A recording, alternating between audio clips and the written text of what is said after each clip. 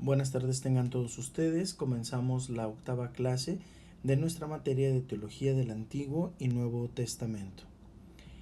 Bien, en esta ocasión vamos a abordar lo que se conoce como la etapa mosaica, es decir, la etapa en la que consideramos al personaje Moisés y todos los elementos que lo engloban. Para el libro del Éxodo, aquí tenemos una cuestión algo interesante.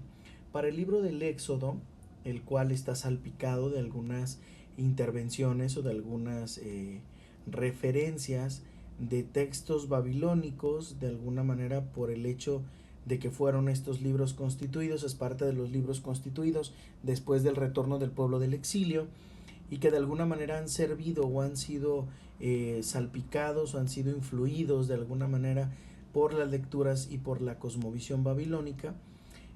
Para el libro del Éxodo, el personaje Moisés, fuera de su carácter histórico, que de hecho lo tiene, también se le reviste de una serie de elementos que lo transforman en un personaje icónico, es decir, en un personaje de referencia, en un personaje cuyos elementos personales y también de acción se ven influidos de alguna manera o transformados para que esto pueda considerarse también un personaje mitológico o mítico según la visión pues del escritor sagrado en el libro del Éxodo.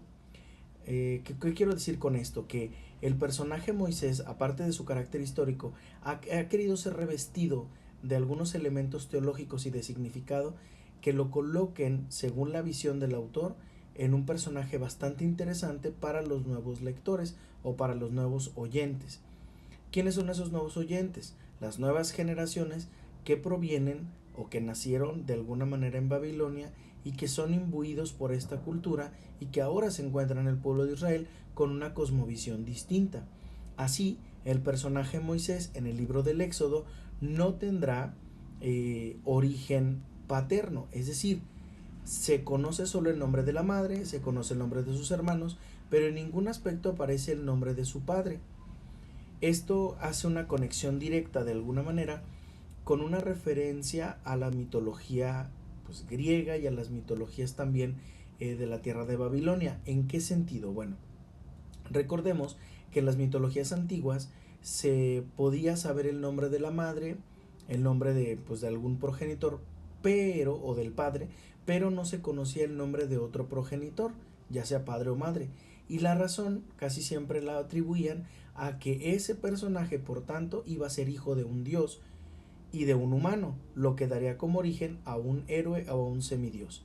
Si la intención del autor sagrado es presentar a Moisés como un héroe para el pueblo, para las nuevas generaciones, bastaría solamente con mencionar el nombre de uno de los progenitores, en este caso la madre, y obviar el nombre del padre para darle esa serie de misticismo en donde podríamos pensar quién es entonces el padre de Moisés. Y teniendo esta duda entre manos, poder llegar a la conclusión, probablemente es de origen desconocido porque Moisés es un héroe. Esta conclusión lógica para nosotros es ilógica, pero para ellos sería muy lógica porque estaban muy imbuidos en una cultura cuyas características son esas. Ahora, Moisés, al no parecer el nombre de su padre, no significa que no lo tuviera, porque en el libro de los números, si leemos con cuidado cuando estamos leyendo las genealogías, de repente nos toparemos con que en una de las genealogías aparece el nombre de un hombre, luego de su hijo, y posteriormente, después del hijo, aparece el nombre de Moisés, Aarón, Miriam y Moisés, lo que significa que ahí aparece el nombre del abuelo, del padre y de los hijos. Entonces, en este caso, hablamos de que sí tiene un origen dentro del pueblo de Israel, un origen donde sí se conoce el nombre de su padre, el nombre de su abuelo. Es decir, no es un personaje advenedizo, no es un personaje inventado, ni es un personaje mitológico. Entonces, en este aspecto, la finalidad que tenía el autor sagrado en el libro del Éxodo era presentarlo como ese héroe, y que de hecho lo es para el pueblo. Pero para el libro de los números, no, la intencionalidad no es ponerlo ni colocarlo como un héroe, sino como un miembro real y concreto del pueblo de Israel. Partiendo de esta realidad, nosotros conocemos pues todos los generales de Moisés, es decir, que significa salvador de las aguas, que fue llevado a la casa de Faraón, fue educado como tal y por lo tanto fue tenido como uno de los notables del pueblo de Egipto. Sin embargo, Moisés compartía la identidad hebrea, aunque él no la conoce. En este ínter y en este proceso es interesante darnos cuenta cómo los elementos que revisten a Moisés van a darle sentido a cada una de esto que definimos como las etapas de su vida. Para el pueblo de Israel, el estimado de vida era entre 40 y 50 años de edad. No era, una etapa o una edad muy longeva, puesto que de alguna manera era el estimado de vida, por la alimentación, por las enfermedades y demás. Esto lo podemos constatar en algunos de los salmos, en donde se menciona las edades de las personas, en donde decimos, por ejemplo, este personaje puede llegar hasta 60, el más robusto llega hasta 80, ¿no? O sea, hablando de una bendición especial de parte de Yahvé Dios, en donde pues no hay mayor edad que rebase esas etapas, puesto que el estimado de vida, insisto, era menor. Ahora, cuando se narra la muerte de Moisés y se menciona que muere en el monte Nebo, dice: el siervo de Dios Moisés contaba con 120 años cuando la luz se escapó de sus ojos en el monte Nebo. Por lo tanto, diríamos, Moisés llegó a tener 120 años. Si el estimado de vida era de 40 a 50, sería muy difícil llegar a creer que Moisés efectivamente, de manera tajante, llegara a tener 120 años. Sin embargo, recordemos que el número 40 para el pueblo de Israel es un número simbólico, un número que significa tiempo necesario para, tiempo de preparación para. En este sentido, podemos decir entonces que si el 40 es un número simbólico y el 40 representa una generación o un estado de vida, podemos decir que si el siervo de Dios Moisés llega a vivir 120 años, entonces estamos hablando de 3 etapas de su vida. 40 por 3, 120. Por lo tanto, estamos hablando de que Moisés, al momento de que muere, ha vivido como si fuesen 3 generaciones, es decir, ha habido una evolución y una transformación dentro de la persona de Moisés. Y así, este personaje podemos ubicarlo en estas 3 etapas. La primera etapa, que comprendería desde su nacimiento, rescate en las aguas, hasta la huida después de matar al egipcio. Esta parte, ¿no?, de la crisis en la que se encuentra el siervo de Dios Moisés, y que estando en esa crisis no logra superarla y sale huyendo al desierto. Es curioso darnos cuenta de que dice: Moisés sale huyendo al desierto, pero nadie lo persigue, salvo su propia conciencia. Moisés que se dirige al desierto y comienza una nueva etapa. La segunda etapa la podemos entender nosotros desde la etapa en que entra al desierto de Madián, donde conoce a Jetro, a su esposa Séfora, comienza pues a establecer una vida allí, comienza a encontrar su identidad, ya ahora como un hebreo o como un híbrido entre ambos, ya no como un egipcio, en fin, está en la búsqueda de su identidad.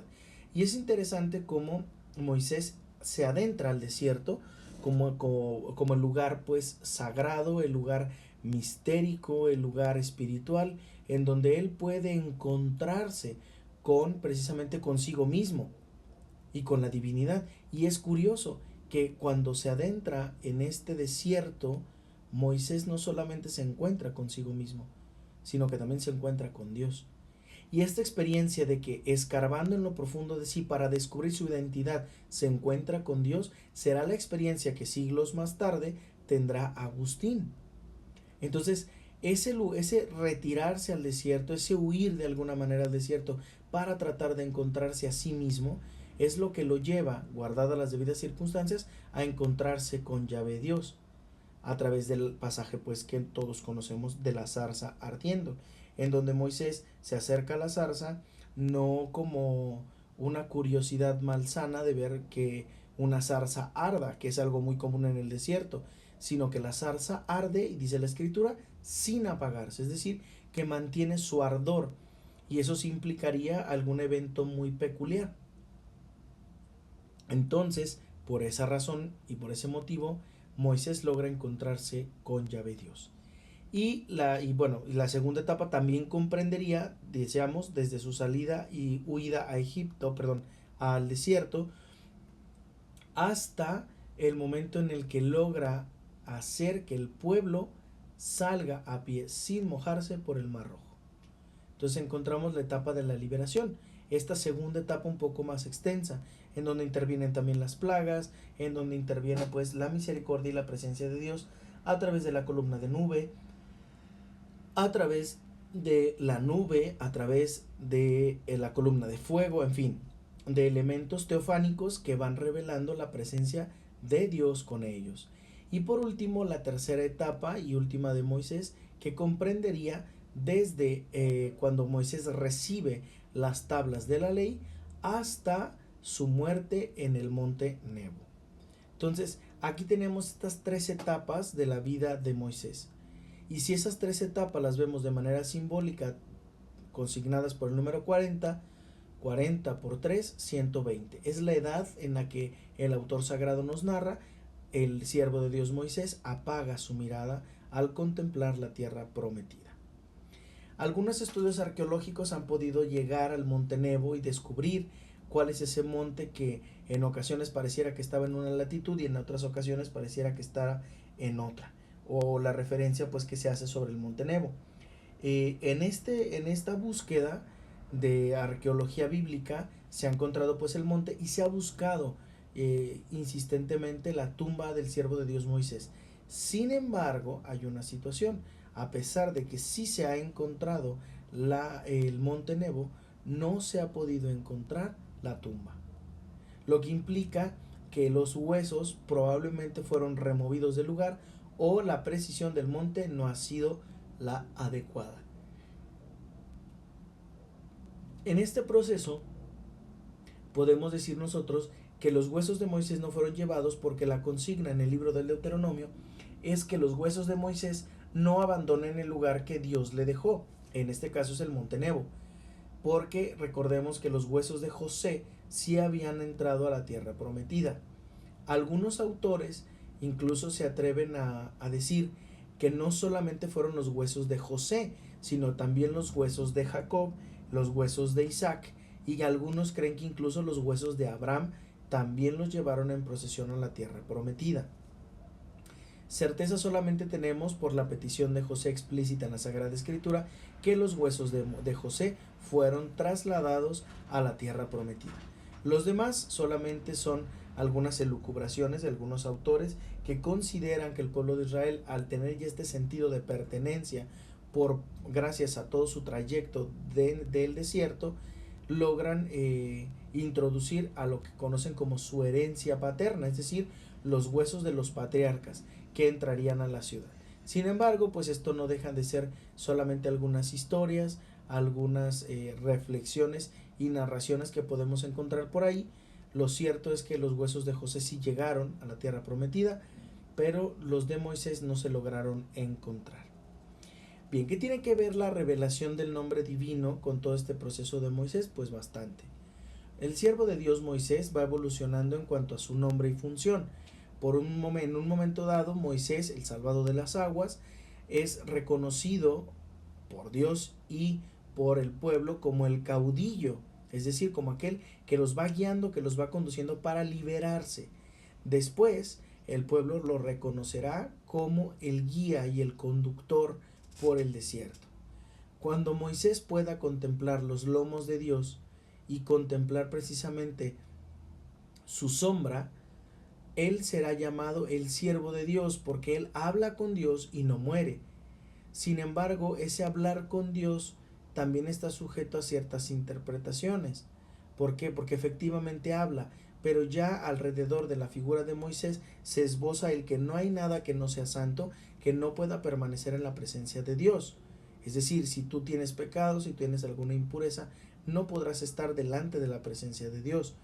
Entonces hablamos de que aquí aparecerá esa ley de santidad un tanto implícita, y Moisés tendrá que cubrirse el rostro para hablar con Dios. Quiere decir que aún a pesar de sus impurezas, él seguía hablando con Dios porque la conexión es directa. El siervo de Dios habla con el Señor y el Señor le responde. Entonces quiere decir que Moisés tiene una elección muy particular de parte de Dios. Y es que, ¿cómo no? Si a él le ha revelado su nombre. Moisés, que al ver en el pasaje de la zarza, la realidad, Dios le pide que se descalce, porque la tierra que pisa es suelo sagrado. Y le pide que se descalce como también esa manera simbólica de decirle, Moisés, olvida, de alguna manera, olvida todas tus seguridades falsas. Olvida tu supuesta libertad que has ganado, porque en realidad externamente eres libre, pero internamente sigues siendo esclavo de todo tu pasado, de toda tu historia que no ha sido reconciliada. En ese aspecto, Yahvé Dios se acerca a Moisés, le pide que deje de lado sus falsas seguridades y que se abra al misterio, que no entre con prejuicios al conocimiento de Dios, sino que entre con un corazón abierto y dispuesto, con los oídos bien dispuestos para escuchar lo que Dios tiene que decirle. Y en ese momento, lo primero con lo que comienza el Señor a comunicarse a Moisés, le dice, he escuchado el clamor de mi pueblo y no he sido sordo a su voz. He suscitado un caudillo para ellos, a ti, Moisés. Y Moisés comenzará a hacer toda una refusilata de argumentaciones en contra de Yahvé Dios para evitar que se pueda que pueda ser él el nuevo caudillo. Sin embargo, a cada argumento que le da, Dios le da una respuesta. Y esa respuesta precisamente es la que lo lleva a no oponer resistencia. En ese no poner resistencia, bueno, tendrá algunos signos que serán importantes para el pueblo de Israel, algunos otros que serán importantes para el pueblo de Egipto. Pero en medio de eso encontramos un nombre. Dice él, ¿cómo me van a creer los hebreos que tú me has hablado? Es decir, ¿cómo les voy a decir que tú me hablaste? Y Dios le dice a Moisés, tú les dirás, el Dios de tus padres, el Dios de Abraham, el Dios de Isaac, el Dios de Jacob, me envía a ustedes. Luego, después de ciertas argumentaciones, les dirá, y cuando me pregunten tu nombre, ¿qué les voy a contestar? Ya no es quién me envía, ahora es dime tu nombre. Ya sé que me envía el Dios de sus padres, el Dios de nuestros padres, podrá decirlo en este momento. Pero, ¿cuál es tu nombre? Y entonces Dios revela su nombre y en su nombre revela su esencia y su identidad. Dice el Señor, yo soy el que soy. Es decir, yo soy, me envía a ustedes. Así les dirás a los hebreos. Entonces, aquí vamos a ver un poquito de lingüística. Es primera persona de indicativo del presente. Yo soy.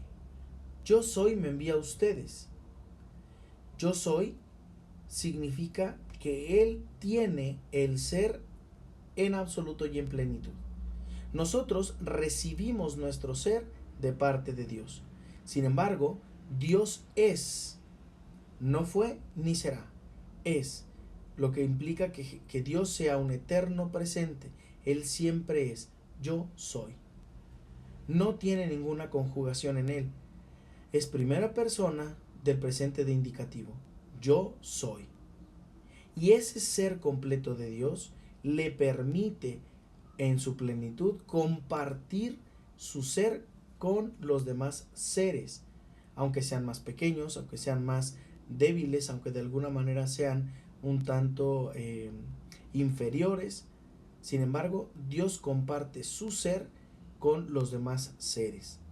El nombre divino, pues, este nombre con el que se reconoce a la máxima deidad, al Dios uno y único, la denominamos Yahvé, es decir, yo soy. Esas siglas de Yahvé, que ahí las pueden ver, YHWH, cuando se hace el juego de letras de Yahvé, se buscará la manera, según los hebreos, de no mencionar el nombre de Dios, porque el nombre de Dios es santo. Y el nombre de Dios, nombrar algo a alguien, implica tener poder sobre la cosa creada, sobre la cosa nombrada. De ahí pues porque el nombre de Dios es imposible de pronunciar. No imposible porque no tenga vocales, sino solo consonantes, sino porque al decirlo podríamos morir por lo santo que es el nombre. Aparte que el nombre implica que nosotros tenemos un conocimiento, y dicen algunos, nosotros jamás tendremos un conocimiento pleno de Dios. Por lo tanto es imposible mencionar su nombre. Sin embargo, al él revelar su nombre, nos recuerda su constante presencia y su permanente presencia en medio de nosotros. Yo soy, yo estoy con ustedes, yo he sido quien ha querido permanecer constantemente junto con ustedes. Y en ese sentido no anula nuestra libertad.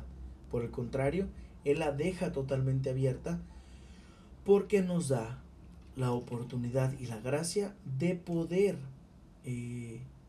aceptarle, de poder conocerle y sobre todo de poder amarle. La relación pues de ese yo soy nos da a nosotros la posibilidad de entender un poquito del ser de Dios. Dios vive en un eterno presente. Para él no hay pasado ni futuro, simplemente las cosas son. Y en ese ser confía en que cada uno de nosotros tendrá que ser la mejor versión, ser la mejor persona que él pudo haber creado o pudo haber salido de sus manos. Por tanto, el revelar el nombre divino nos ayuda a nosotros a entender la grandeza y la riqueza de ese buen Dios, que pudiendo ser algo más, ha querido ser ese y no otro. En ese sentido, Moisés, al recibir ese nombre divino, recibe también la capacidad de conocer, digámoslo así, de manera más cercana a Dios mismo. Esa guía por el desierto que Moisés va haciendo no va siendo exenta de problemas, de circunstancias, de situaciones, de murmuraciones o de algunas puestas pues de pie o de piedras, ¿no? Es decir, de trampas que le pone el pueblo para que no pueda pues entrar, o para que no pueda de alguna manera seguir brillando, ¿no? Seguir haciendo presente a Dios. Y es que Moisés se encontró con un pueblo bastante testarudo, un pueblo que ni viendo ni contemplando las maravillas del Señor se atreve a ir en contra de su propio modo de pensar, sino que consintiendo su modo de pensar, vive entonces en consecuencia de eso. La razón de que el pueblo errara durante 40 años en el desierto era esa. Dios quería que la generación que entrara al pueblo de Israel fuera una generación libre, que no hubiese conocido la esclavitud, para que de esa manera pudieran ser completamente libres. Sin embargo, el pueblo de Israel, no queriendo arreglar esa situación, no queriendo solucionar esas circunstancias, ha querido sujetarse, a pesar de ser joven, sujetarse a las costumbres antiguas, tratando de recordar al pueblo todos los vicios que habían cometido. Es decir, una nación que no había probado la libertad, sino que seguía siendo esclava. Y Dios ha querido que esa generación se acabe en el desierto y pueda entrar a la nueva tierra, a la tierra que emana leche y miel, para que conociendo la libertad y no el pecado de esclavitud, puedan entonces entrar a la patria, puedan entrar de nuevo a esa tierra que Dios les ha querido regalar por su liberalidad. Sin embargo, esta estadía en el desierto, como les decía, no ha estado exenta de todas las averías y de todas las circunstancias que contraponen a Moisés. Y Moisés, pacientemente algunas veces, desesperadamente otras, orará intercediendo a Dios para que perdone al pueblo sus faltas, para que no le tome en consideración esas circunstancias que los pueden hacer perderse o que los pueden hacer de alguna manera cometer errores o pecados graves.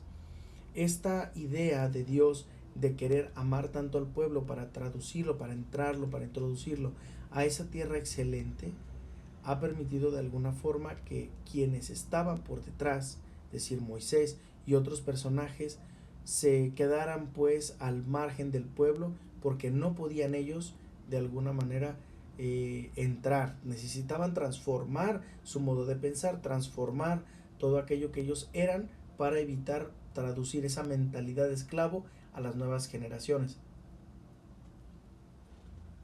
Y en ese aspecto, eso le costará, o sea, es decir, ceder al berrinche del pueblo, le costará al siervo de Dios Moisés no poder entrar en la presencia, no poder entrar a la tierra prometida, evitando así pues que pueda gozar de esos bienes del Señor. Sin embargo, sí los contempla.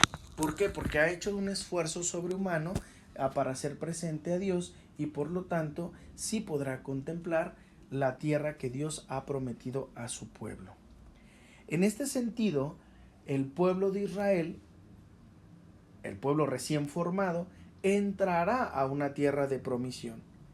Y en el Nuevo Testamento, hablando de este pueblo que es depositario de la promesa y que entonces se adentra a la providencia de Dios y a su constante permanencia en su pueblo como propiedad, el nuevo pueblo de Dios, es decir, la iglesia, tendrá como base sustantiva la comunidad. Y aquí hablamos de la primitiva comunidad cristiana. Así como en el Antiguo Testamento el pueblo de Israel se vuelve el pueblo de Dios, en la primitiva comunidad cristiana, las comunidades, la iglesia recién formada, será entonces el nuevo pueblo de Dios. Esta experiencia de nuevo pueblo de Dios la asentarán después los santos padres conciliares a través de las constituciones dogmáticas, sobre todo en la Lumen Gentium, en donde se considerará a la iglesia como la iglesia nuevo pueblo de Dios, es decir, aquella que teniendo toda la experiencia logra precisamente tener esa experiencia de pueblo, esa adhesión, esa identidad, un nuevo pueblo elegido por Jesús para continuar su obra en el mundo. La primitiva comunidad cristiana tendrá como bandera principal o como el principal elemento el diálogo y el trato entre los miembros, de modo que se cumplirá en ellos lo que Jesús ha dicho: por sus frutos se les conocerá. Es decir, que los frutos de la comunidad son por los que se va a identificar que se trata de una comunidad exclusivamente cristiana y exclusivamente pospascual, es decir, que ha tenido la experiencia de Cristo muerto, pero también de Cristo resucitado. Esa comunidad que muestra un rostro amable, una comunidad que muestra todas las características de que Cristo sigue viviendo con ella y en ella y para ella misma. Es decir, que ha de alguna manera manejado todos los elementos necesarios para para ser presente, a Dios mismo. Esta experiencia de la primitiva comunidad cristiana nos da elementos también importantes a considerar. Es una comunidad que se reúne para la fracción del pan, que tiene todos los bienes en común, es decir, que no hay una diferencia, no hay quien pase necesidad, puesto que todo lo tienen en común, y es una comunidad que intercede, es decir, que ora unos por los otros. Comunidades variopintas totalmente, es decir, con diferentes cualidades, diferentes defectos, pero que a final de cuentas todas comunidades hermanas que hacen presente la presencia de Cristo en medio de ellas y tratan de vivir como consecución todos los elementos necesarios que Cristo nos ha dejado en su enseñanza y en sus obras. Una comunidad que reconoce a Cristo como su único Señor, un solo Señor, cuyos principios y valores reflejados en el Evangelio, que hasta este momento son solo de manera oral, con una transmisión oral, han hecho de estos una sola fe, porque ya se empieza a dar en cada uno de ellos la experiencia de un credo. Creo en Jesucristo el Señor, creo en que es el Hijo de Dios, creo en que es un solo Señor. Y a partir de ahí comienza a darse ya el génesis de un credo primitivo, de un credo en el Hijo de Dios.